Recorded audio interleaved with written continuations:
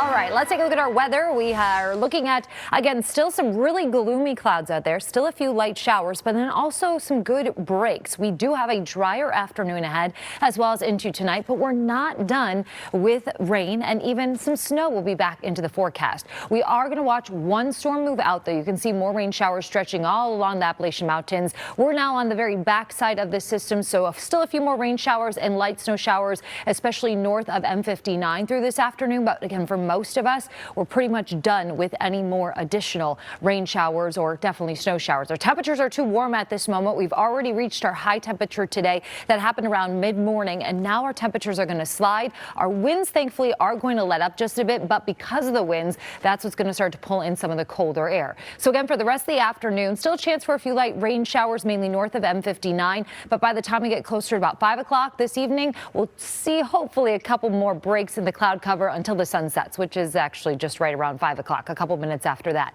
Then as we head overnight tonight, we'll go more so partly cloudy across the area for the first few hours. Then the clouds filter back, and we will start off your Saturday with cloudy skies. And then we wait.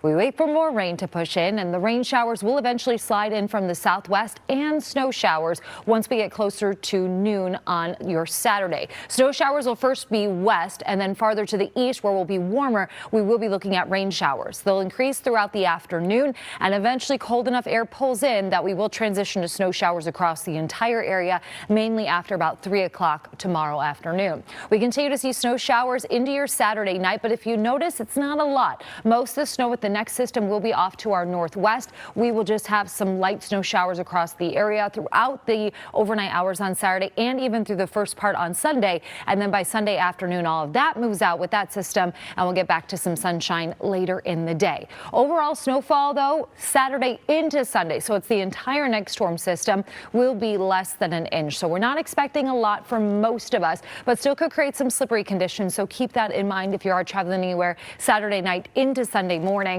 Farther off to the west, it'll be closer to an inch, with a couple pockets getting closer to 2 inches of some snow. And again, that's over about 24 hours. This isn't happening very quickly.